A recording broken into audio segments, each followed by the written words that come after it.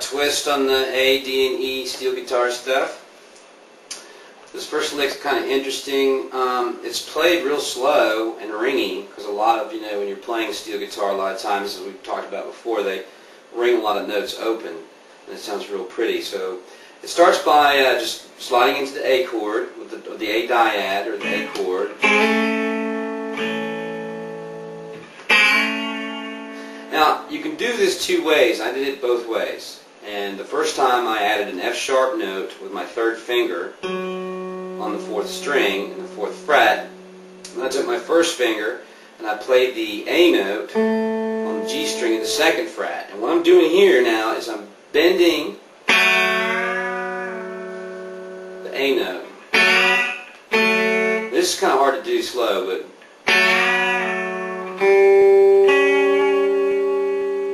so what I did there was I bent the note A, left the F sharp ringing. You can even pull that off to open G.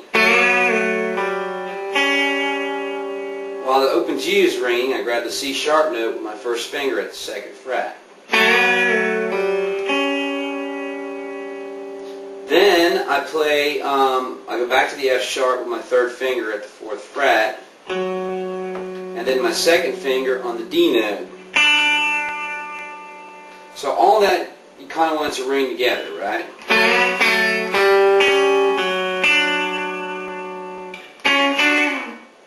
And then I finish it off with just kind of a little chromatic slide to the D chord. So it's and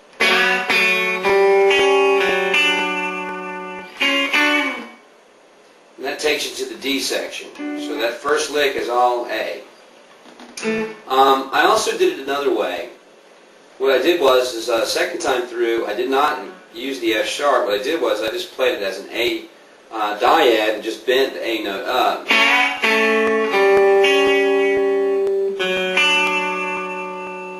And there's just a little bit of harmonic difference. It sounds to me a lot cooler if you use the F sharp and get that kind of dissonance in there a little bit. It's not terribly dissonant, but it's just a little bit in there with everything ringing around. Or if that's too much for you to pull that A string, then you may want to try it this way, which is you play the A chord, the A dyad, the G and the B string, and bend, and then jump back over and grab your F sharp to your D note. And this actually is the D chord again. We're just playing parts of it now and trying to let that G note ring, because the G note gives you kind of the suspended kind of pedal steel sound. Now, the next part of this, after we go up and hit our little dyad D, the next part is going to be a little crazy bend, starting in D, ending up in E. So what we're going to do is we're going to go to the 9th fret, 2nd finger on E, and then 3rd finger on C sharp. Now this sounds a little strange when you first start doing it. It sounds like it's kind of out of tune. But I'm telling you, I've heard a million pedal steel guys do this thing, and when it's done exactly right, it sounds killer. So it's just a chromatic walk up from there. It's basically the G and the E strings with the 2nd and 3rd finger at the 9th fret. And that's where you get a little dissonance. Then you're going to slide your 3rd finger up to the D sharp note and put your first finger back where it was on the F note at the 10th fret. And you're going to bend. Then you're going to slide up, 3rd finger on E, and you're going to slide your first finger up to the 11th fret on the G string. And then now you're trying to bend that note to the G sharp note to get your E chord. So it's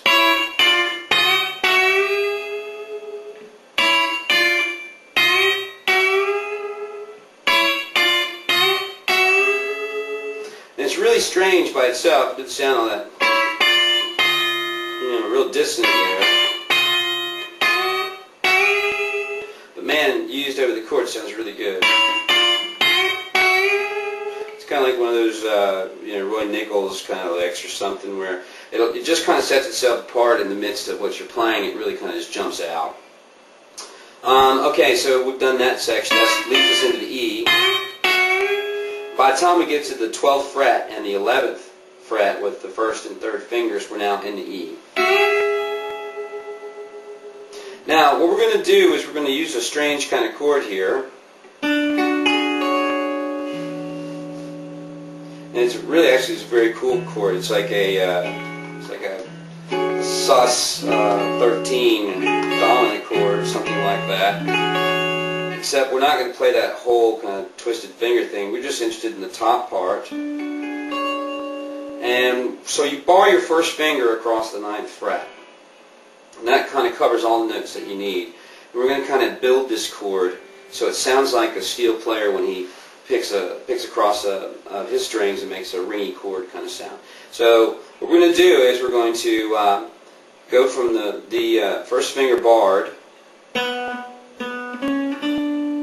going to walk right up this B minor kind of sound, or B minor scale. We're going to walk up and go. Okay, so that's first, third, and fourth finger.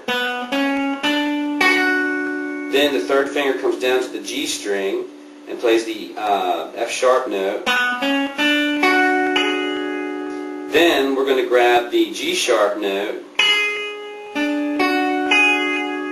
On the second string, just play it. Then we're going to play the top note, which is C sharp. So, it's a real pretty sound over E. Back to A at the 5th fret, which would be right here, based around that kind of thing.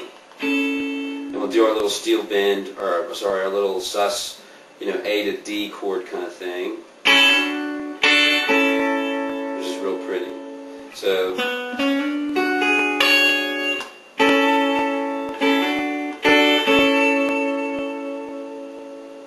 Right hand technique on this this new steel idea. Just sliding into the A chord using second and third fingers. Now on this bend, the open string bend, what I'm going to do is I'm going to use my pick on the 4th string and my second finger on the 3rd string. I'm going to pluck. Then of course the rest of that is pulled off with the left hand. Then I pick.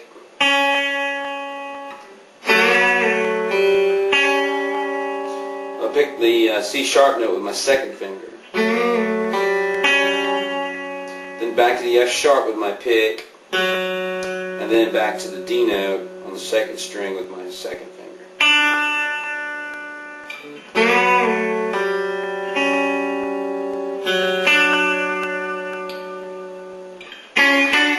Then I claw the G and the B strings for that next little D. Then for the steel bend from D leading into the E section, I use my pick on the 3rd string and my 3rd finger on the high E string, straight through. Now on the chord, on the dominant sus suspended whatever it is chord, I actually I bar the 9th fret, and then I'm going to pick the first 3 notes, and then the 4th note on the next string G, and use my second finger. And that's such a slow type of thing you could do if you wanted to, or roll it. Let's see here. Roll it like that. Then basically the pick, second, and 3rd fingers are going to play the A chord. I'm